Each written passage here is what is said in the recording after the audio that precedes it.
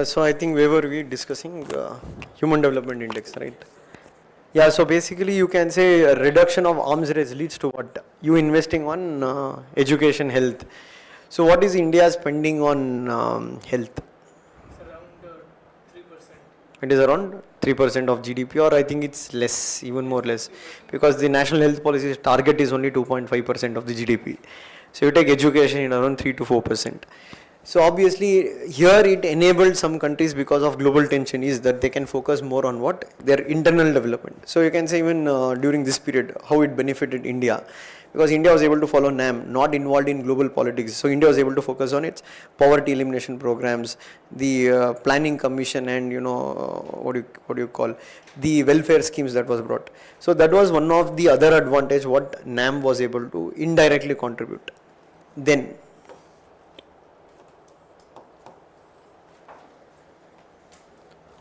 what other benefits because of NAM?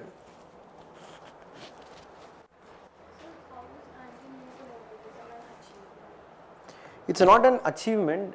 They see, for example, it gave a space for you to what you can say, fight, or a platform where you can take up issues with global north. Before that, you are divided, you don't have one platform. So now it gave a platform where third world countries can come together, and we can say instead of individual voice, there is a collective voice. And what was the impact of that? The impact was that you can say decolonization happened, and at least some changes was done. But that is also one of the failure of NAM. Why? Because when you say NIEO, they were not able to collectively speak. Why they were not able to collectively speak? They were divided among themselves. So on one hand you had those countries who are genuinely non-aligned. You had one hand those block within a block, where you had members who had soft corner towards USSR. You had some members who had soft corner towards USA. And that also led to weakening of the non-alignment, and NIEO was only partially achieved. Means you can say the developed world were more united in that regard, and Washington consensus continued even after 1990s. And now you can say very recently the Cornwall consensus, means the developed countries themselves have moved into a new economic model. Why they have gone into a new economic model? Now they only feel that this Washington consensus is not working out. So for example, you take in Europe and all. So COVID-19 happened, market based economic model didn't function. For example, the state had to make a comeback, state had to give vaccines, etc. Or you can say unemployment in the Western world has increased. Why? Because now when you say free market, or when you say globalization, now an American company can go and launch bases in India or China. Obviously now employment will be created here. There is no employment in those countries. So what we can see in the sense of achievement in that, it gave them a platform where the this Afro-Asia unity was formed. Now they were able to get together, they were able to put pressure on the global north. But when you look at the outcome of it, yeah, maybe the outcome is not completely successful, but it at least gave a starting point that they fought the idea of Washington consensus or neoliberal. So in that regard you can say it's an achievement. Seventh, formation of regional organizations through NAM. yes Example. so for example global south के जितने भी अब organizations और बन गए because of NAM की वजह से, क्योंकि original platform तो NAM ने ही दिया to discuss and to interact with each other. That will be difficult, because see, there were many countries also of third world which were not interested in NAM. They also formed their own regional organization. So that cannot be directly attributed to NAM. So any other direct point what you can bring towards NAM, how NAM has contributed? What other measure NAM has contributed? So NAM also gave a platform for sharing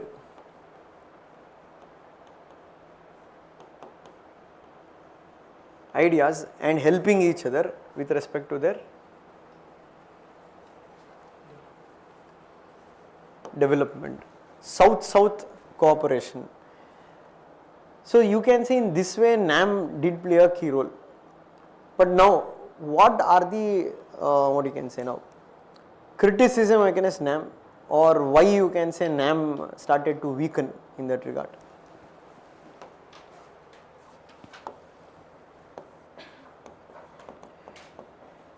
So one, you can say the Western media or the Western countries in that regard, they never felt that the NAM was genuine, or especially you take India as an example, they criticized India saying that India was not genuinely NAM. India was following something called as what?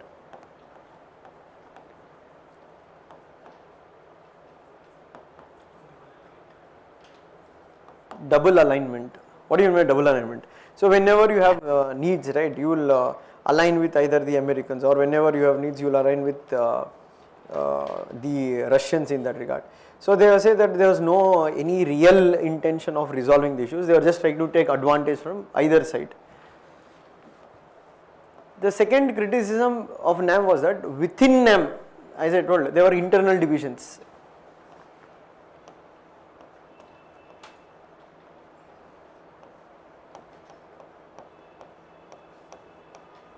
So what are the internal divisions? Some countries were genuinely non-aligned. Some countries had soft corner towards US. Some countries had soft corner towards the USSR camp. So that was one of the other problem why NAM was not able to evolve as a very powerful organization. Third, NAM failed to work as a unified bloc on certain issues. So let's look particularly from India's point of view. So you take example, Egypt was one of the NAM partner, founding member of non-alignment. But Egypt, whenever you can say the issue of Kashmir came into UN in that regard, they largely backed Pakistan. Why? Because of the Islamic linkages, and they did not stand with India being their NAM ally. So you can say it's not only the bloc, there are also religious blocs within NAM. Okay, the Islamic groups, the what you can say communist groups or the liberal groups in that regard. So that many times undermined their unity. So now India also started feeling that the very own NAM partner is not backing India on these kind of global issues. Fourth, you can say when they spoke about new international economic order, etc., many saw this is also hypocrisy. Why it is a hypocrisy? So when we say NAM, not only third world countries are there, there are many rich NAM countries also, but they told these countries themselves are not extending any kind of economic aid or economic space to the most backward countries among NAM. So but now they are coming and asking for a new international economic order. So that's why I told the NAM is very diverse. Okay, so it's not that all countries are at the similar economic development stage. Different countries have different national interests. So to succeed as a group, you need to have a common point. So let us think now, like 3 or 4 people are studying together.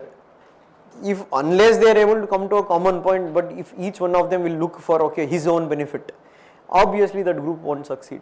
So similarly here, that was the problem. Each one of them used NAM as a platform for their own, what you can say, national interest rather than a common interest, and that is why you can say NIEO failed, whereas the global north were more united in their approach, and this was also one of the, what you can say, failures of NAM. But the biggest question mark over NAM came with the end of Cold War.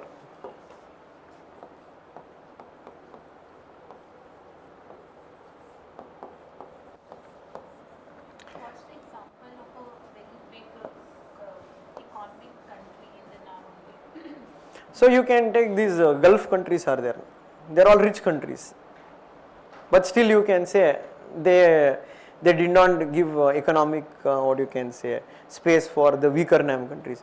Or even if you take today what we call G77,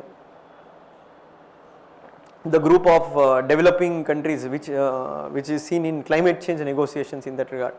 So again you can see in G77, now India might be a leader of G77, but you also have small island countries in that regard.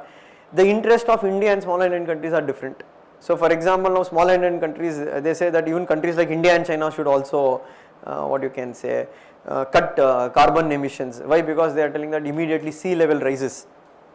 Who will get impacted most? It is the small island countries. So that's what I told, the perception of a threat, the perception of interest, it varies from person to person. So unless you are able to come to a common point, there is no bloc or there is no coalition that can ever succeed. So you take that not only field of international politics, in personal sphere or in family sphere. For example, you take a family. Okay, what is an essential element of a family? It is paternity. Obviously care and concern. So if you say within your family there is no fraternity, then there is no difference between your PG and your house. Right? You come, you eat, you sleep, you come, you eat and sleep, your father comes, eat and sleep, your mother comes, eat and sleep, your brother comes, eat and sleep, then why you should be called a family? Just because you have blood relations in that regard. So the idea of a family, whether it is at individual level or is it at society level says okay, society, we are a community. We are a community means we belong to one family. Okay, so for example, I think in Delhi you see these gated communities. Okay, one gate houses are coming, we are one family. So if you tell only gate is there, baad mein jao, if somebody is getting killed next to your house, let him get killed, what for me? Obviously you are not a family, right? Why you are not a family? Because the element of a family should always have the principle of fraternity, brotherhood. So what do you mean by brotherhood? Brotherhood does not mean brother is, and then you can answer there is no sisterhood. The idea of the brotherhood is not what the words mean. It means there is some kind of emotions attached to it. What is emotion? Empathy, compassion. So there is a difference between sympathy and empathy. Sympathy, okay, now we are seeing in the road some fellow will break his leg and he will be, you might tell, che, should have been more careful, and you will go on your way.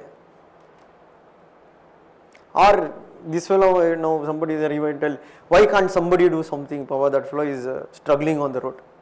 Question is, what did you do? You might not do anything because you don't feel that kind of connection to that person. So let us think it was your father who broke the leg on the road. Obviously, no matter how much important work you have, you are going to put aside the work and going to attend. So when we say the idea of brotherhood within a community, it does not mean in blood relation. We are saying that emotion should be there, compassion should be there. So you should not only think about your interest, you should also think about the interest of the other person. So similarly, when you take at a national level, we belong to one nation. So when you say we belong to one nation, okay, somebody might be a Punjabi, somebody might be a Tamilian, somebody might be a Gujarati. But what is the one connection between all of us? Because we believe we belong to one family, that is India. Otherwise India won't work, because when Sadhguru had gone to, like I think, National Law School, Hyderabad. So one of the person posed a question to Sadhguru. Why should I sing a national anthem? No, valid question, okay. Why should I sing national anthem? I can be patriot without singing national anthem. Means in that sense, like there was an order from the court, in theatres, national anthem will be played. The question is that, yeah, you are extra liberal. Okay, you say that, why should I stand up in theatre? Valid only, okay, fine, let us think. Now question what Sadhguru asked him is that, okay, what is the point you are trying to say here is that, so he told, I can be a patriot without, standing up for national anthem, does not make me I am less thing.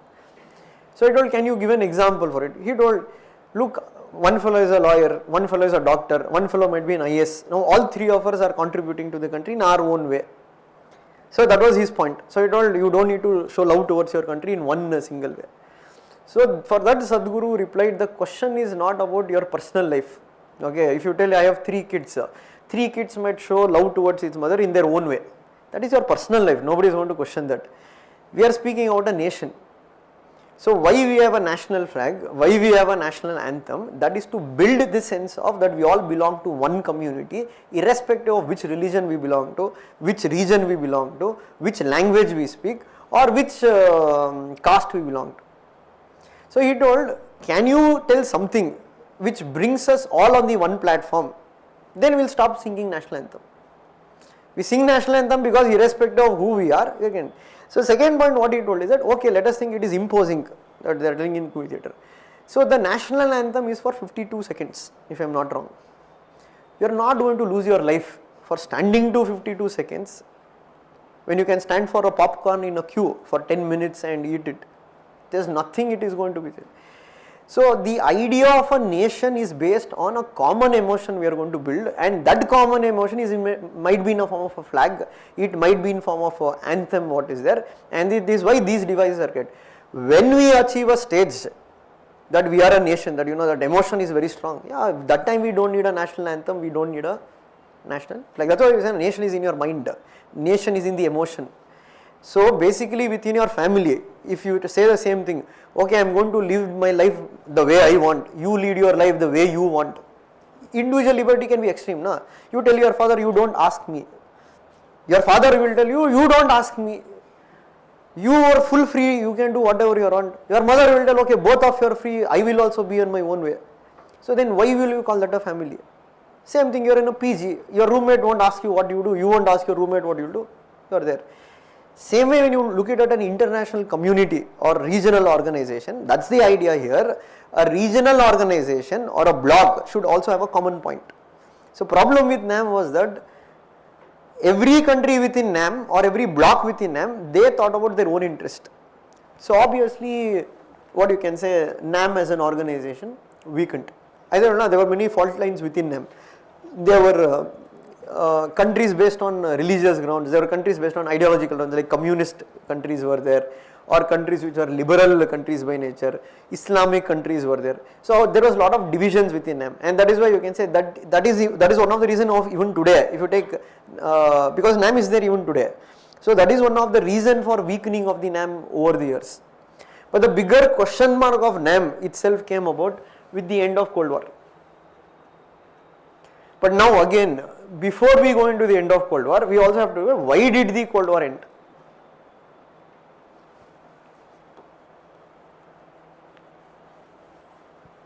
What do you mean by end of Cold War first? Disintegration of USSR. Russia became weak. So obviously no USSR was no longer in a position to challenge the Americans in that regard. USSR is not one country. So USSR is a block of countries coming together under one umbrella. So in 1991, you can say USSR broke down, or in 1990 USSR broke down, and you can say the fall of Berlin Wall was symbolized the end of Cold War. So what is this Berlin Wall? Germany was divided between the two sides, the East Germany and West Germany. West Germany was the control of the Western countries, East Germany was the control of Russia or USSR. So obviously the fall of Berlin Wall indicated the end of Cold War, and fall in Berlin Wall also indicated the fall of Marxism or communism in the international politics. Why? Because now there was a claim made that liberal democracy has become the dominant ideology across the world, or you can say it was the victory of capitalism over communism. And now with the defeat of Soviet Union, now you can say US went on to become the most dominant country in the world, and now we say it is the beginning of US hegemony. What do you mean by hegemony? US's domination of the world. Domination not only one way, ideological, economical, political, military, technological, cultural. So US in all round they become the dominant ideology. Now question is that why did the Soviet Union disintegrate? What led to their disintegration? Their disintegration led to Cold War ending. Ending of Cold War, now question about NAM, why is NAM required? Before NAM was required because there were two blocks. Now obviously one block has collapsed. Now one block has become far superior. Now everybody is moving towards that block. Now everybody is following that their economic ideology. So question now became, or NAM, why do they need a NAM? We will come to that later, why do we need a NAM or not. Now first we will stick to the point, why did Soviet Union disintegrate? Question is why? So there are various reasons to the disintegration. So you can say there are external reasons, you can also say there are internal reasons. Now one of the major reasons, or what you can say the immediate reason for Soviet Union decline was their Afghan adventure.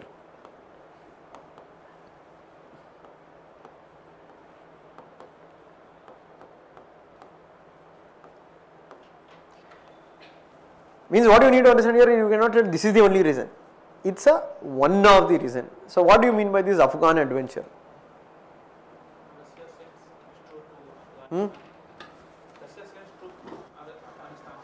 Why? To counter the terrorist forces presence. Who are the terrorist forces in Afghanistan? Taliban only came into after Soviet Union came. There was no Taliban till then.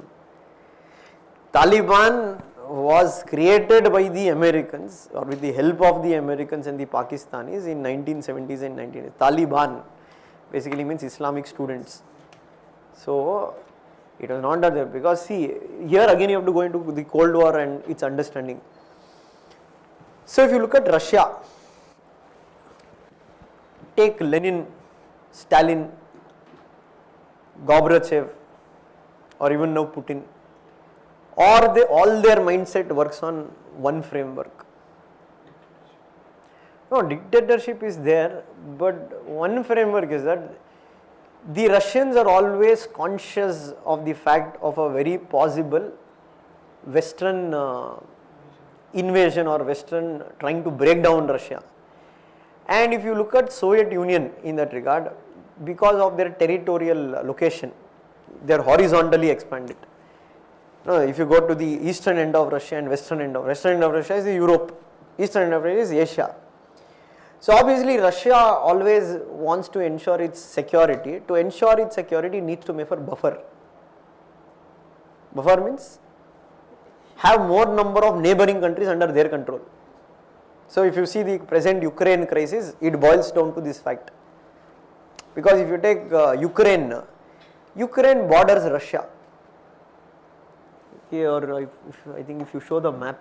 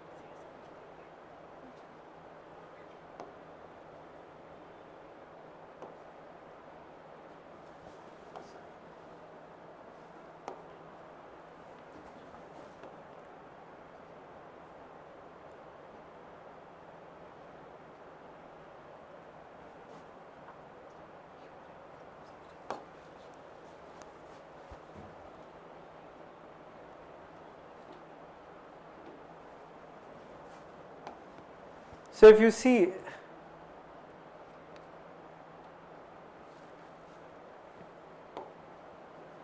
to expand this,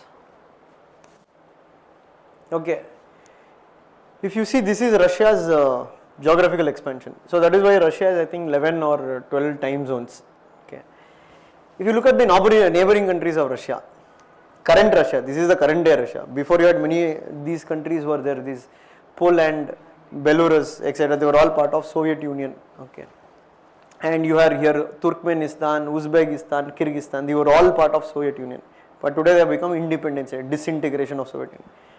So if you look at Russia, you see Ukraine borders Russia. They touch upon the Russian borders. So if Ukraine goes and joins the Western camp, and obviously now this brings NATO to the borders of Russia, and that is their sensitivity. The sensitivity has increased over the years. Why? Because there is a continuous push of the NATO. And now you can say Finland and Sweden also joined off NATO. Same point. Finland and Sweden joined because of a counter effect of the Russian invasion of Ukraine. Because Finland and Sweden before were neutral states, but now they fear a Russian invasion. So this is the mindset of the Russian leadership, that they always fear that there will be a European push and they want to maintain buffer. Buffer means, these friendlier states, or they want to install their regimes in the neighboring states. So that is how that time it was. Okay, now you can say the pushback has happened. I am telling before, you had this Romania, you have this Turkmenistan, Uzbekistan, Kyrgyzstan, Tajikistan, they were all part of the Soviet Union. Ukraine was also part of Soviet Union. Now the problem here, what happened for them is that Afghanistan, they felt that Afghanistan also we need to bring under our control to install a communist regime there. Why? Because now this gives them the pathway to enter South Asia and Southeast Asia, and that is why you can say Afghanistan, we say it is a graveyard of empires. So if you look at Afghanistan's history in that regard, always many have tried to meddle in Afghan affairs, but none of them have succeeded to be successful. and you can say Alexander the Great, and now it was USSR. So USSR got involved. Now connecting this to our idea that okay, what is the now issue here?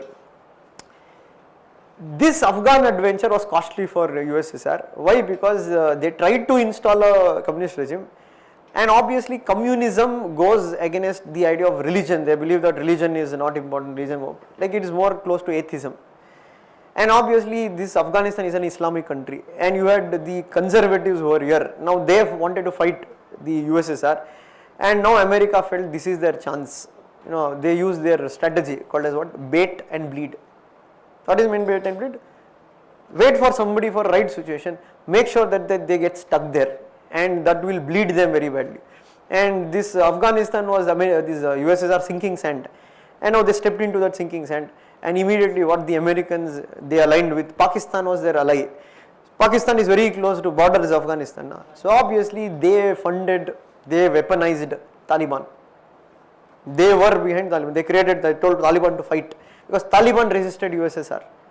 And obviously you can say Taliban, as you said before, you discussed guerrilla warfare, and it's not so easy to win guerrilla warfare, because you can say, we say power in international relations or power in international politics is very difficult to define.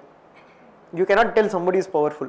America is the most powerful army in the world, but yet they exited Afghanistan. America is the most powerful army in the world, but still they were not able to win the Vietnam War.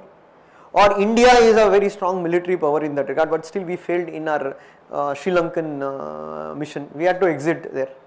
Why? Because these LTTE or Taliban or Vietnam rebels, they all fought guerrilla warfare tactics, and fighting a guerrilla is always a difficult thing, because you are a foreigner there, you don't know the local terrain, they know the local terrain well.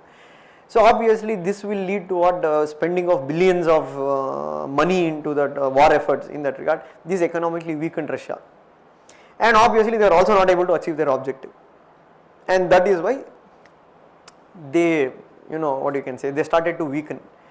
At the same time, you can see these Americans, especially Nixon administration, they started something called as Star Wars. Means space programs, defense programs, etc. Why? Purposefully to compel Russia to compete with them, because they knew that Russia was on the verge of collapse. Now if they pressurize the Russians in that regard, they are going to spend more amount of money on this weapon testing, etc. This again accelerated their economic decline. Third, some say it is what you can say, Gorbachev, the Russian head was there. So he brought two things, perestroika and glasnost, means transparency and more what you can say, freedom to individual, opening up the economy, because Russian economy was strained, and it was a closed economy. The problem with closed economies, or if you say, see, what if you look at philosophies in the world, the middle path is always the best. Means too much market orientation also not work, complete free market economy, etc., excessive capitalism. But at the same time communism will also not work. Okay. So in fact, if you see, there is no country in the world who have ever established a communist society. It has remained just as a dream. Okay, so Marx told a day will come with it, but the day has not yet come. But the idea here is that why communism will also work. Let us say you only go for completely state controlled economy. There is no private players only. So obviously what will happen, bureaucracy will have to play a key role. Obviously bureaucracy will become important, right? So now you can see India is in a transition phase. So maybe in next 10 to 15 years or 20 years, if you ask me, civil services no longer will be kind of position what it is today. Means there will be not many people interested in civil services. The reason, because civil services usually important in where underdeveloped countries or thing. As you develop in that regard, the role of civil services will also decline, and the bureaucracy, the iron cage what we say, will wither away in that regard. So obviously the problem with bureaucracy is what, when you want to maintain the state controlled economy, bureaucracy becomes very, very important, and having a very big bureaucracy, a bigger state, it is very difficult to manage, and obviously corruption will be more. Why corruption will be more? Now those who are working for government salary, obviously how they can make extra money? They have to do corruption only, what else they can do? So second reason will be also that you can say it will be more of efficiency won't be there. So why efficiency won't be there? For example, let us take now, before 30-40 years back in India, BSNL was the only telecom provider. So now you go complain to BSNL, my phone is not working. They will take their own hell time. No other option, na? You have to wait. 10 days, 15 days, yeah, wait. But now, since you have brought private sector into the equation, if your Vodafone will tell we take 10 days, Airtel will tell we will do it in 5 days, Jio will tell we will do it in 1 day.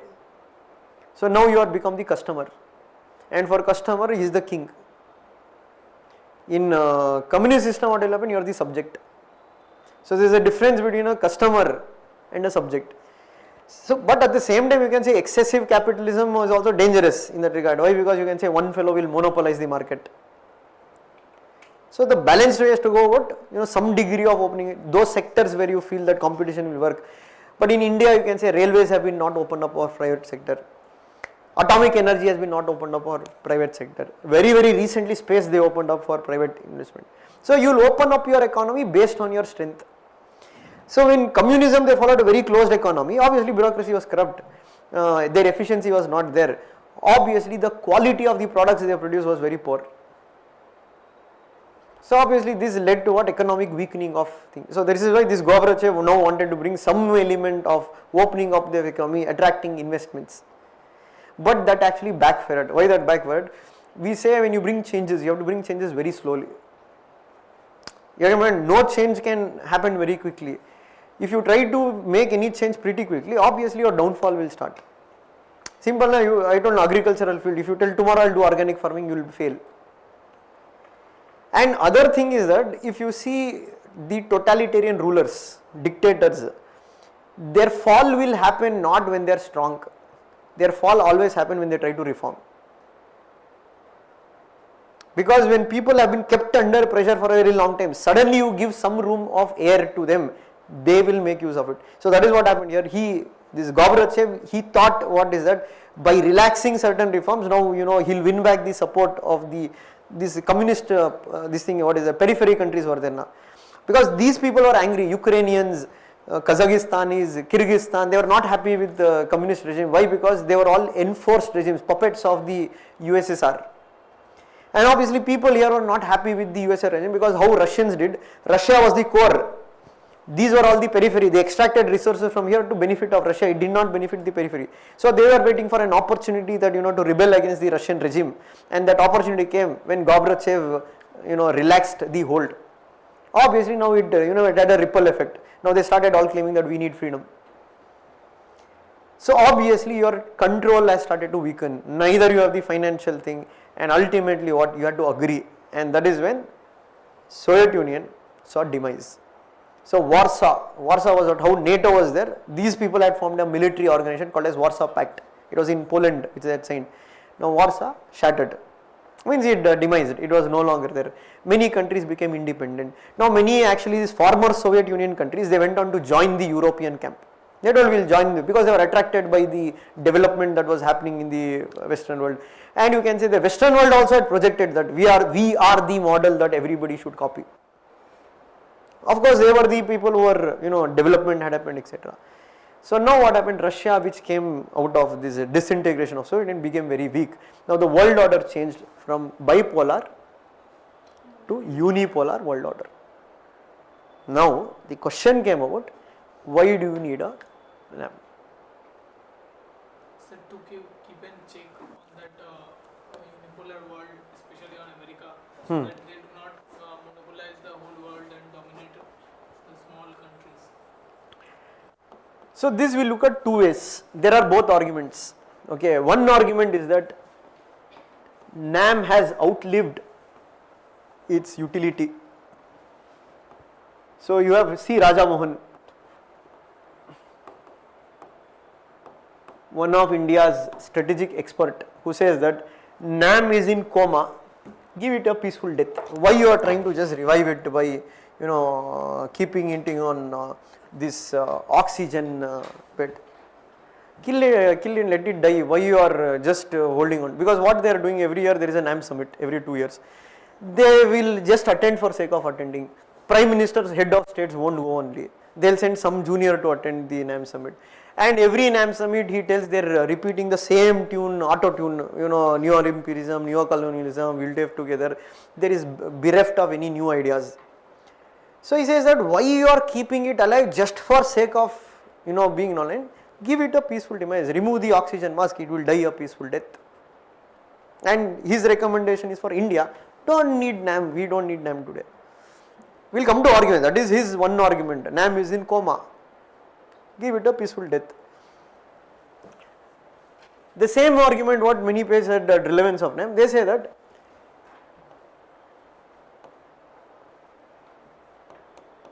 what is anything new the NAM has added.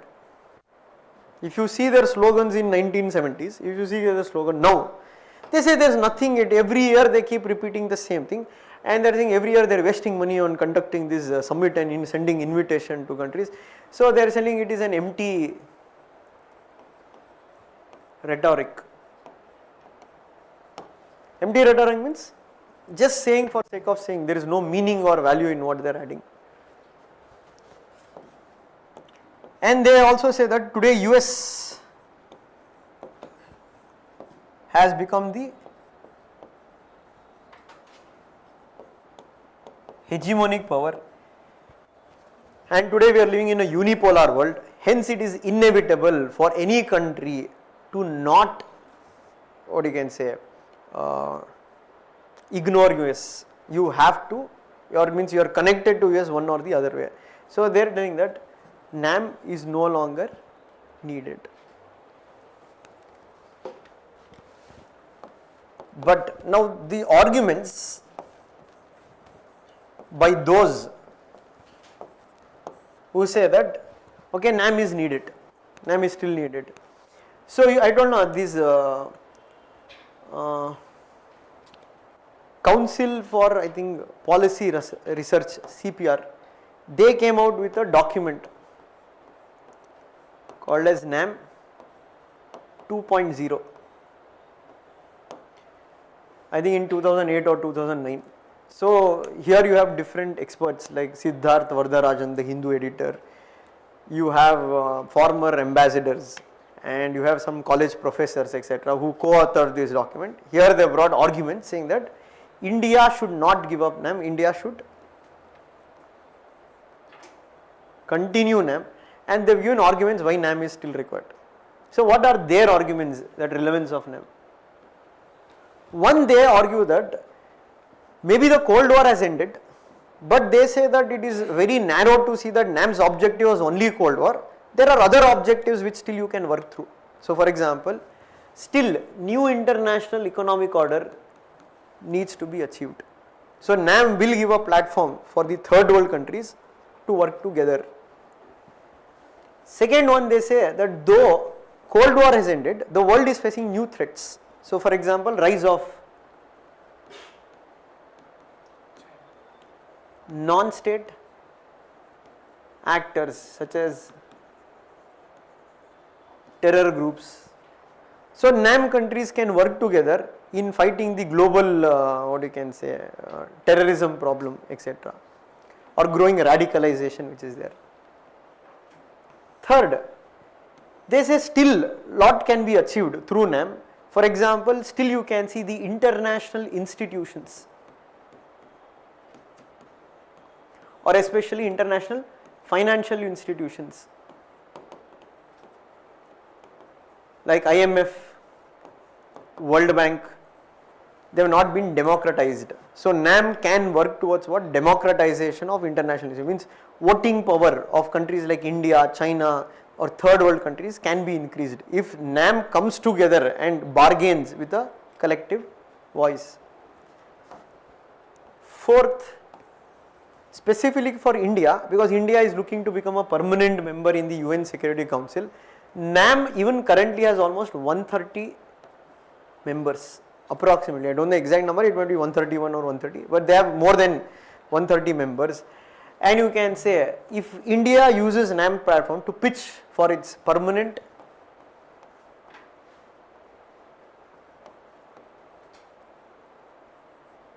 membership in Security Council, that will be an added advantage. Fifth, They also speak about the rising non-traditional security challenges such as COVID,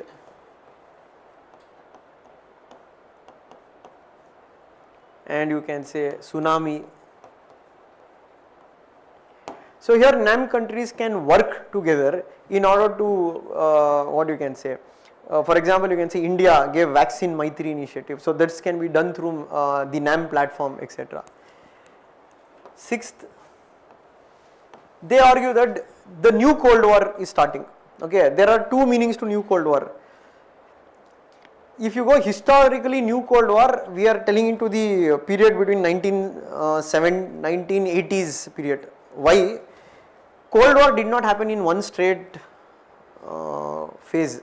There are phases in Cold War. So you take from 1945 till 1960s or 70s, you can say that was the first phase of Cold War. Means the tensions between America and USSR peaked in that regard, and you can say Cuban Missile Crisis was the peak of that moment. But after that, you can say the tensions collapsed.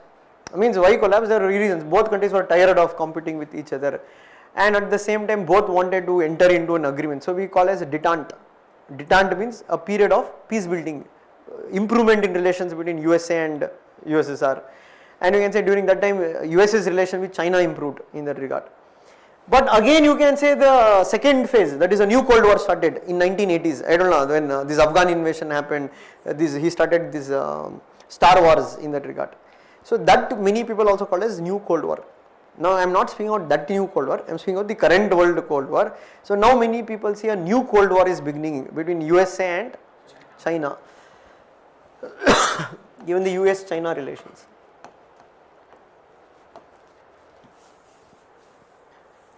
And they say that here non-alignment can also mean, in the new word, buzzword will be strategic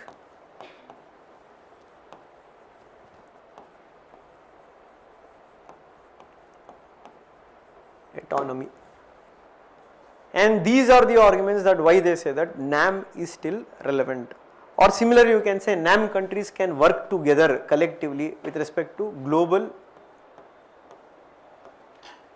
climate change negotiations, because most of the NAM countries are what? Global South. So they are demanding what? Common but differentiated responsibilities. They are asking the developed world to take up their historical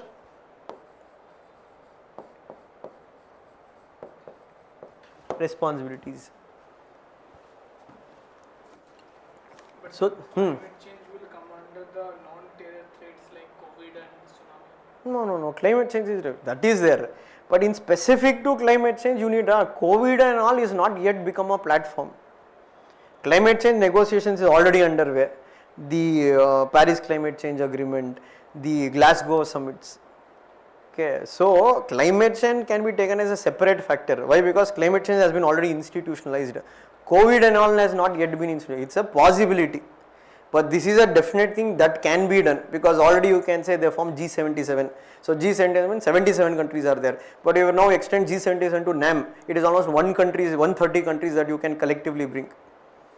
But challenges will be there. What is the challenge? Between that 130 countries, some countries are small island countries. They have formed their own group, association of small island nations, and they are different from G77. They are asking, no, our security is immediate. So if you use NAM as a platform, bring these countries under that platform, collectively you put pressure on global north, it can function. It can be more beneficial. But these are all possibilities that are there if India can use NAM as a platform to emerge as a leader of the third world countries, or India now is projecting itself as a Vishwaguru. So obviously you need a platform to become a Vishwaguru, and NAM can be that platform for you to become the Vishwaguru. Why? Because almost all these countries are looking at what India can offer to the world, and today our economic strength has grown considerably. Today you can say our space power has increased. So that is why NAM can be a platform. That is what we say. India was part of NAM when it could not punch above its weight. Means we didn't have the heft to punch. But today India has got that ability to punch above its weight, and that is why they feel now India can be a part of NAM and India should take NAM seriously and India should use NAM. The question always remains is that do we have that capacity? Because it's not easy managing 130 countries in that regard, and obviously there is a China which will not so easily allow India to hijack the NAM platform. Keep in mind, many of the NAM countries are also relations with China. Many of the NAM countries also are part of China's Belt Road Initiative. So the possibility should be explored that how do we use NAM. So that is why Prime Minister Modi, he changed his position after the 17th and 18th NAM summit. He attended the 19th NAM summit and where he made a speech saying that NAM continues to be the moral voice of the world. So it depends upon how we use NAM. And given the now growing scenarios in the world, the growing friction between Russia and China, and there is disintegration of Soviet Union does not mean end of the Russian challenge. There might be a Russia which will re-emerge back, and if there is a Russia which will re-emerge back, the global tensions will again increase. The question is when. Currently Russia is not being able to, because now again they have got entangled in this Ukraine issue. So that is why NATO has continued even after the Cold War has ended. They did not disband NATO just because Cold War ended. Why they continued NATO? So for example, when a press reporter asked Margaret Thatcher in that regard, so how do you see NATO's future? Or do you think, because 1980s the Soviet Union disintegration had begun. So she told, just because in your road robbery has reduced does not mean you stop hiring a watchman. So obviously NATO has functioned in a new form after thing. So NATO's now concern is what? They are tackling stabilization of democracy. They are working as a collective security. NATO's membership has expanded over the years. So NATO is growing. So obviously a growing NATO is always a threat to Russia. And obviously you can say Russia and China may come together. These are all possibilities. Nobody knows that what is a possibility. Hence they say that NAM continues to be relevant. But NAM to be relevant, it cannot work in the same format it is working on. So that is what Suhasini Haidar, the daughter of Subramania Swamy, who is a writer on IR. So she had written in one of the articles saying that to NAM to revive itself, first it should have to have a permanent secretariat, because NAM currently does not have a permanent secretariat. NAM should revise its charter, bring new things into their goals. They cannot work with the same old tune even every session. Third, NAM should also, like India, should take up that leadership onus on NAM and try to unite the global South, because South only has many divisions within it. Then she says that NAM will be able to be more effective. But sir, to do so, another aspect is that within these 130 countries of NAM, India is not having India is not having a presence of the diplomatic missions in many of these countries. Or if there, our presence is very minimal. See, one question, you don't need always diplomats to engage. Indians are everywhere in the world. But I am talking about the diplomatic missions. That's what I am telling you. Why you want to say always bureaucracy should be the diplomatic mission? Why can't you engage Indian diaspora? You cannot always expect government to go things everywhere, right? So you need to have mechanism where you will work to the effect. So obviously they should be also changed with how India prioritizes its foreign policy. Of course, you have to increase the recruitment of foreign service officers. What is stopping you? You cannot tell finances. Just recruiting 50 more officers every year will not put any kind of financial problem. Problem is that there needs to be a political will. Reason all these years it was not done because India was more focused on its internal issues. There was no external focus. Now under Modi you can say more external focus is coming. So recently, I think yesterday you can say Kerala has appointed its own foreign secretary. That won't be legal, but it depends on what they define as the work of the foreign secretary. So obviously the coming next decade, it will be what we say India's outreach to the world, but again it depends upon how India is going to outreach. There are challenges. See, under Narendra Modi there are both positives and negatives. The positive aspect of Modi's foreign policy is that he has made India the central, what you can say, that stature has been built, or you can say that, what you can say, he has been able to build that narrative. And Modi's government has been very good in setting the narratives in such that, yeah, India is an emerging country, India is, that focus they have changed. And you can say the other positive is about his high octane diplomacy, means the great intensity he brings into the foreign policy, because he has visited many countries which no Indian Prime Minister has done in last 40 years. Third, there is a greater leverage with diaspora. Okay, they are not only speaking in terms of politics, they are taking Indian business groups, etc. But at the same time, there are certain negatives also. Hyper nationalism won't work outside. It might work in India. The moment you become hyper nationalist, etc., that will create problems. Why it will create problems? For example, when you did against Myanmar, the hot pursuit, means Indian forces entering Myanmar and hitting the Naga Kaflang insurgent groups. Problem is that that should not be done through chest thumping, which many Indian ministers did, because now that's a violation of Myanmar sovereignty. That's a question mark for Myanmar's military. Now their people will question that what were you doing when the Indian military was able to enter our area. Second problem has been certain domestic scenarios. For example, you can say India's image globally, soft power, is that India is a democratic country. India is a secular country. So these are one brownie points to India with the Western world. But if there is an erosion of these values within India, then you can say it will dent India's image, and this will give more impetus to Pakistan now to leverage their thing that okay, India is a Hindu country, etc. So that is what Shashi Tharoor wrote in his book Pax Indica. And India will survive as long as the idea of India survives. The idea of India will fail the moment you have a Hindu Pakistan. So that was one where the government lacked. So that's what we say, no person is perfect or imperfect. Every person comes with his own sets of positives and negatives. And that is also true. If you say, okay, Modi is a dictator, usually things are done during dictatorship only. Indira Gandhi was also an authoritarian, but that was the highest time period when India saw agricultural reforms, etc. Or if you take T.N. Session is a lion or king, even he was a dictator. Simple. T.N. Session didn't work in a democratic way. He was more imposing, but he got things done. But there will be problems of that.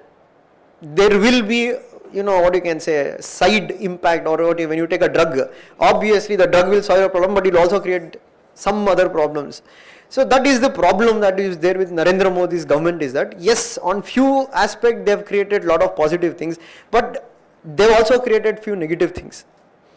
So that's why I say that needs to be tackled. Means if you want to be a Vishwa Guru in that regard, you will also have to manage the perception within the Western world on the other world that how we are taking forward. So that will be always a challenge. Will depend upon how India does, and that's why I say it needs a political will. So now you can see government is giving more focus on external issues. Like Jai Shankar, he very well writes in Why Bharat Matters. Okay, because when you read these kind of books, you'll get an outside. It's not like for subject or exam. You'll get an overall view about. So what he says that if you look at India's policy under Narendra Modi, it is less ideological. It is more pragmatic. He has removed the ideological component to it. So you can see that with Israel relationship, or let us say with dealing with China in that regard. So H. Jaishankar is very critical of Nehru and his foreign policy, because he says that when you look at China, during the times of Nehru, India had this dichotomous policy. Means one had Nehru and the other Patel. So Patel was more realistic and Nehru was more idealism. And he says at that point in time, India subordinated its national interest to its ideological interests, which he says should not be the case.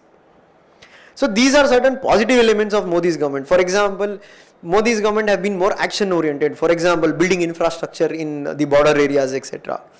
But again I said, there are certain areas where they have lagged behind. For like CAA was not properly managed. When you bring a policy, obviously you have to manage the policy also. What neighboring countries, you have Bangladesh and Afghanistan who have raised issues saying that CAA they have a problem with. So there is positives and there is negatives, that depends on, but there is no doubt in coming next 10 to 20 years, India's push will be external.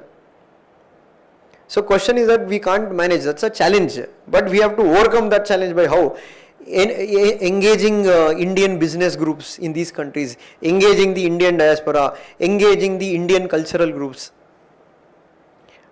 And we also have to increase the size of our, what you can say, the south block. So, provided this NAM can be a, what you can say, tool for India to emerge itself as what, and Vishwa Guru or what it projects to be. So that's why again, when you write your answer, you have to bring both aspects in your answer. And that's what I told. Knowledge part is different. Now is knowledge what you got. But that knowledge will not be any useful unless you are able to write an answer. There is no alternative to answer writing. So some people might have not so much knowledge, but they are very good in articulation. They are very good in deciphering the question that has been asked. They are very good in writing a decent, not a content-rich answer, but you can say one answer which has met the demand of the question. Some people, what they do, they just keep reading, add as many unnecessary stuff, and then realize later that what you need 150 words to answer, but you have 1500 words. Simple, na? It should be more practical. And if you also look at toppers' answer scripts, those who have got marks, they have got marks for their simplicity, with clarity, what they have communicated. Communication is a very important art, right? So basically now in class also, if I am communicating certain things, very complex, obviously you will be also not able to understand. It might be higher level only, but you tell what the hell this fellow is telling. Simple, na? Communication is an art, whether you are speaking or whether you are writing. Some people might be good in speaking, but not so strong in writing, because when you write, obviously you are not there to communicate, your words are there to communicate. So the evaluator will give you marks based on what you have communicated on the paper. So obviously you are not going to sit next to the evaluator and say, okay, this is what I meant, this is what I am. He is going to base on what he is able to understand. And that is why some people, they might feel that, we have written the exam well, we are not getting marks. They have written well in their mind. What is in their mind, they have not communicated on the paper. So basically when person reads their answer, he might not feeling like giving marks. Maybe some person has not read so well. They might feel this fellow has not read so well, but how did he get a rank? He would have got a rank. Why? Because maybe he has communicated with greater efficiency that what is there in his mind. Simple, na? Because that's what I told. UPSC, many people mistake it for a knowledge exam. UPSC is not at all a knowledge exam. It's not that one who is getting first rank is the most knowledgeable person in India. He is a skilled person. He knows the examination well. He has prepared accordingly, is written. Usually most knowledgeable people are in academies teaching, or you can say in some universities doing research. Simple, na? No knowledgeable person is like, maybe one will have both knowledge and skill. But there is no person who is very knowledgeable but no examination skill ever in civil services. Either you might feel that civil servant, this fellow does not know anything, how is that possible? But he might not know the subject well, but he might know the examination well, he would have cleared the exam. And why? Because here you don't need that kind of knowledge, you are just a bureaucrat, you are going to implement the policies on the ground. They are selecting 1,000 people, to select 1,000 people they have to do an exam. And in that exam they have to select, so basically exam is also not foolproof. It's not foolproof, you cannot tell the best candidate will always get selected. To a certain degree, okay, 50% good candidates are able to select, that is enough. 30-40% will be there, like they are very good in writing, they are very good in speaking. So you might belong to the 10-20% who is very knowledgeable, very skilled and intellectual, but not good for the exam. Simple, exam pressure will be also there. 7 minutes you have to write an answer. You might be an intellectual, give it 1 hour, you might bring your intellectual in your paper, but in 7 minutes you can't bring all that. You will just write what comes to your mind. That's the end goal. That is the end thing, what you can say, like Buddha, what you will realize. Once you write a mains, that is what you will understand. What you read for 1 year, which material you read, nothing comes to your mind. In your mind, what has been internalized, that you are going to write in 7 minutes. So don't waste time reading unnecessary things in that regard. Go more exam oriented. Plain simple, that is the thing. If you write mains, you will understand. Write on 3 hours full paper. Extensively prepare for 1 year and take a 3 hours paper and sit and write. You will realize that only, that you read 100 different things, nothing came to your head. What you have internalized over a period of time, that is what comes to your head. Simple, na? You might have read Shashi Tharoor, you might have Jai Shankar, etc., etc. You should get that opportunity to write them in your book. Now, if that question only does not come, obviously you have to write what you can analyze. So that's why I told, examination skill is different, intellectual skill is completely different. They are not the same. So some people get misled by what, okay fine, we'll become intellectuals, we'll become that. But that you can't help. If that is the case, you tell all the best, and down the line they will realize, maybe after 1 attempt, 2 attempts, 3 attempts, they will realize, okay, this is how the examination is, that is how we have to change. So that's why I said here, plain and simple, don't go for knowledge and all. I'm not telling knowledge. It's like, I think in economy, I think you would have read this curve now. What is that? That income tax, Laffer's curve. Yes. What does the Laffer's curve say? So the tax evasion will. Basically, if you increase the income tax beyond certain extent, your the tax collection will go down. Same here. Knowledge is needed to certain extent. Beyond that, if you try to increase your knowledge, your exam performance will go down. Have credible, minimal knowledge. Other half, develop your examination skills. What is examination? Prelims, mains. Write. If you write, you will come to know. If you solve questions, you will come to know. Your brain will work. Unless if you tell, I want to learn swimming, sir, you'll come. I am your swimming coach. Sir, I want to learn swimming. I want to become. They'll tell, what is your strategy of learning swimming? Sir, you swim every day. I will watch you swimming every day. And I will learn swimming. Or, sir, now I have got video recording of Michael Phelps. I am watching from morning till night how he is swimming, how he is standing. The answer is, unless you jump into the water, you are not going to become Michael Phelps. Same here. Unless you do things, no matter how much toppers answers you see, you read, you don't write answers, you don't solve questions, that skill won't grow only. Same thing here also, same thing. You cannot learn swimming by watching somebody else swim. Similarly, you cannot write good answers just by watching somebody write good answers. You have to write good answers. For that, you need pen, paper, and you have to practice. And obviously, first time when you write, it won't be good. Over a period of time, it will refine.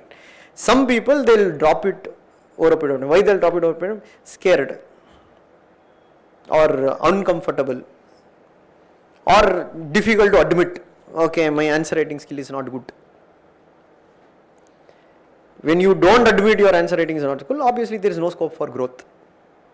Now that applies in every field. Now for me also, if now I assume in my head, okay, my teaching is the best teaching, obviously there is no scope for growth. You will have to learn that ego should be down. Ego means what? Okay, fine, I am ready to see what are my fault lines. I am ready to work on my fault lines. So for example, in polity, it's me and Manjunath sir will do. So he'll do one half, I'll do the other half. So initial days, how it used to be that actually Manjunath sir will do very well polity, more brilliantly than me. So like initial days when you do, because that was the first time I started doing polity. So I was not very strong in case laws, etc. So basically there were students who were making comparison. Oh, Manjunath sir to, case laws will tell. So if you felt that as an ego problem and told, okay, why, my way is the best way, you won't improve. So basically then go back what Manjunath sir's class, understand, okay, fine, what is that thing is brought, then add it into my classes, then it improved. But if you tell, no, I am the best, no, I am not going to see, obviously you won't improve. Same answer writing also. When you look at your own answer, obviously you feel your own answer is good for you. There is a bias. It's only when you show your friend or somebody else, obviously they are going to give a critic. And obviously human mindset is how we don't like critic, we always like praises. And the problem with praise, it should be there because you need some kind of encouragement also. But blind praises is of no use. Now, if you bring your answer and tell you, super, ultimate you have written, what answer I have written, I have not seen only. You will also live in your head, wow, I am already achieved there. And obviously where improvement will happen. You will go in exam and then you will get low marks and you will tell, sir told super, ultimate, fantastic, no, your marks is not so fantastic. It won't be fantastic. This is experience in Bangalore. Bangalore student will come. Now, the moment you give them one negative review, half of them won't come only. That is human tendency. See, if somebody comes and tell, no sir, you teach very well. Tell more. Okay, what, sir, sakhat you are teaching, sir, etc. Like somebody, sir, you are only telling stories, sir. There is no content only. Baad mein jao, call the next candidate. That is human tendency. That's what I told. Unless you open up yourself to criticism, I am telling you what is a constructive criticism. What is constructive criticism? Not only telling you what wrong, also helping you to improve. Only then you can grow.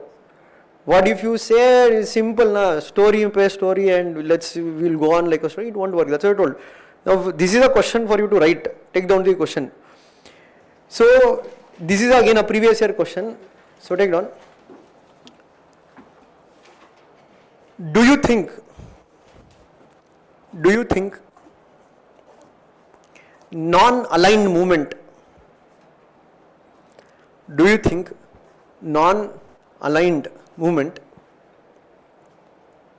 as a policy,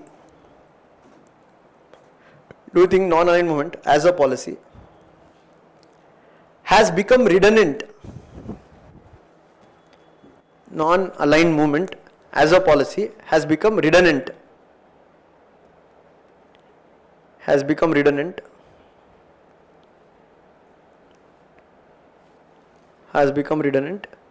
With respect to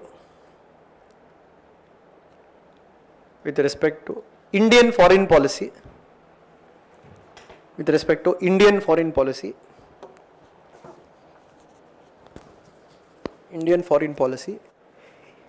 the post-Cold War era. Indian foreign policy in the post-Cold War era.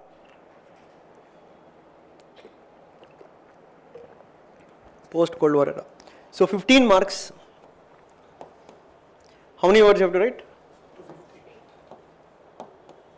250 words. So for this you don't need to take any time limit as per se, because starting period you can take your own time. You can take 1 day, half an hour, 45 minutes or 1 week. But more importantly, you have to focus on 3 things. First thing, have you deciphered the question correctly? So if you read the question again, do you think, means they are asking your opinion. So do you think NAM as a policy has become redundant? So they are asking your opinion. Do you think NAM has come to an end? Where with respect to Indian foreign policy, they are not asking generally as a movement. They are asking your opinion. Do you think India should now, end NAM and move forward? In where? In post-Cold War era. So obviously when you write your introduction, you have to tell why India pursued NAM in Cold War, what was the need and necessity. Then you have to capture in your answer that what is post-Cold War, means that the disintegration of Soviet Union, rise of American hegemony, now how things have changed. And now you have to bring arguments. So usually you have to bring a balanced answer, right? So first bring the arguments that why they are telling NAM has become redundant. Then bring arguments telling that why do you think NAM is still relevant. So the points which we discussed, climate change, etc. Connect with Indian angle now. For India, why it is needed. Then when you are writing conclusion, you can say NAM can continue being relevant, but it should bring certain modification within it. Or if you want, you can also add NAM 2.0 document in your answer. So this is the framework for you to write the answer. That you can, that's what I told, think, brainstorm, then write an answer. So initially take your own time to write an answer, don't rush into it. So first learn how to break down questions, okay? Because in this statement based question, how it will be, now you should write about many things which they have indirectly asked. It's not a direct question. What is a direct question? What is NAM? What are the objectives of NAM? Okay, do you think NAM is a failure? They only divided the question. Here it's not like that. Given a statement, so you have to think about introduction. Then you have to think about, even though they are asking about post-Cold War, you have to tell in Cold War why India brought NAM, how it helped India during that time. Then you have to tell why it has become redundant or why there is a claim that it has become redundant. Then you are going to bring counterpoints saying that how it is relevant even today. Then you are going to end your answer. And as I told, there are many things what you are addressing here, so you cannot explain everything in detail.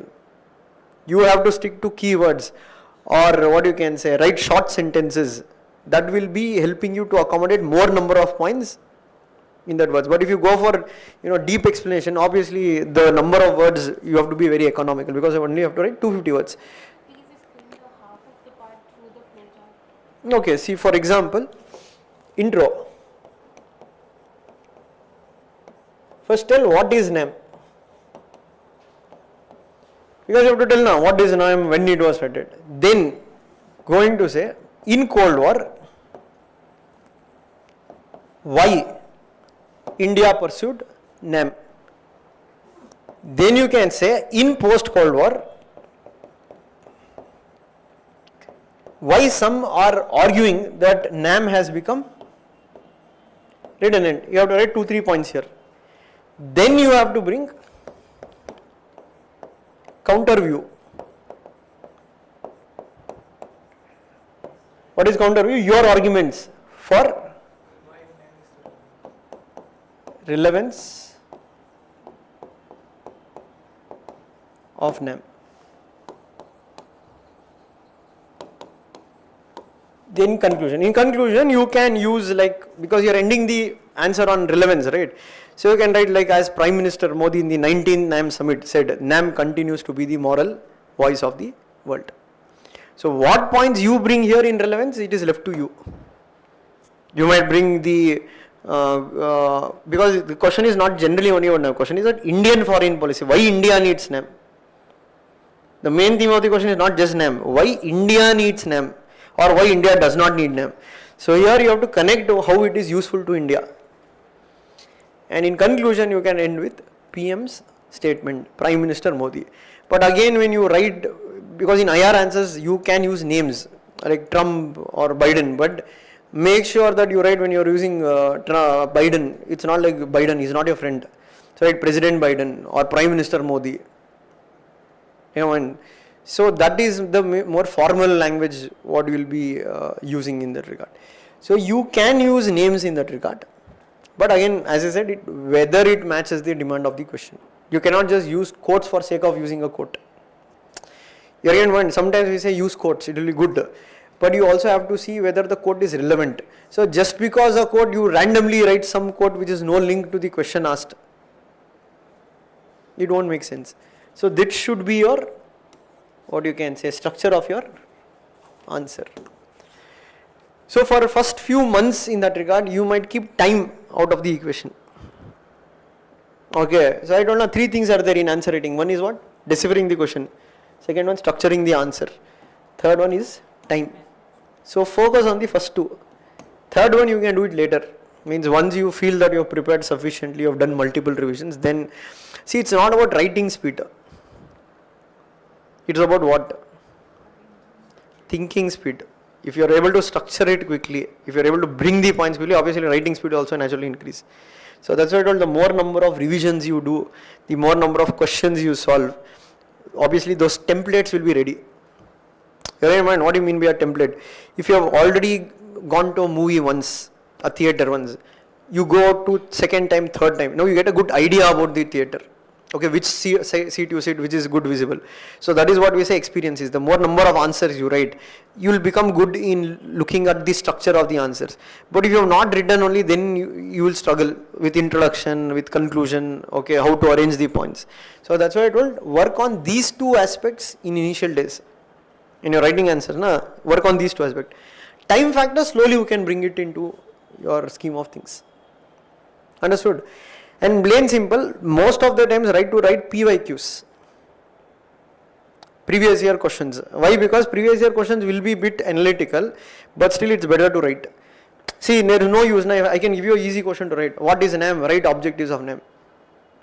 100% you will write. You will open your book and you will write. Now if you come and tell, sir, how is my answer, sir? It is very good. Is it very neat? Is it very side editing? Even I will tell, no ma, you do one thing, you give side editing. Please underline keywords. If possible, use one black color pen, one blue color pen. It doesn't make sense, all these things. It is the answer what you write. You won't have so much time and all to color the pen and all. Write in one pen, write it decently, that's it. It doesn't make any difference. Like what will happen in some academies, when you go for feedback, they'll go into things like that. You write this capital letter, write this small letter. So much of time is all not there. Write it in a decent way, present in a decent way, that is more than enough. So that's why I said, and flow charts can be added in some questions. Okay, that is practice. You have to practice, you have to think. Just because you think you can add a flow chart, you won't be able to add in the exam, because the time is only not there in exam. Remember, it should be all internalized. Okay, for example, you are writing string of pearls. You have already practiced before. Map, ports, automatically will come in your answer. You have not practiced only after you are writing first time question on string of pearls. Then you will sit and think, what shall I write? There, it doesn't come to your mind that you can add a, that should all pre-thought. Means when you're studying only that should be there. Okay, fine. If this is the question, I'm going to add this flow chart. That is how actually the people prepare. Preset, what do you say now? This is what concrete you are now. Pre-mixed concrete is there. Just come and fit it. Same thing here also in mains. Everything should be ready. Introductions, conclusions, data, quotations. All you have to do is that just go set it in the exam based on what is the question they have asked. For that, you will have to practice. Okay. So next you take down, next topic as India's nuclear policy.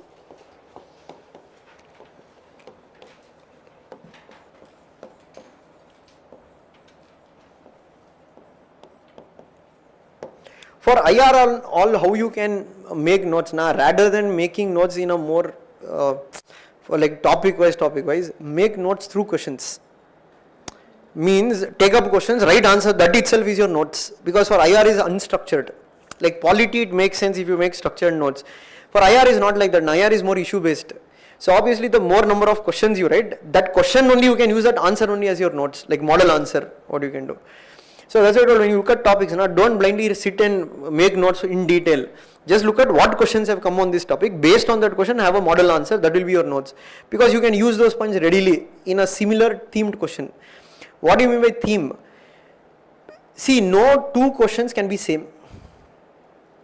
But the idea behind two questions can be same. If you know the idea, obviously you know a pattern to write, then you can write according to the form they've asked.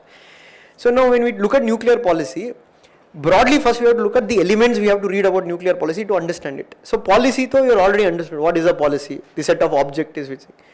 So here we have to look at different things. One, we have to look at Operation Smiling Buddha. I have already showed you the video in the previous class only. Operation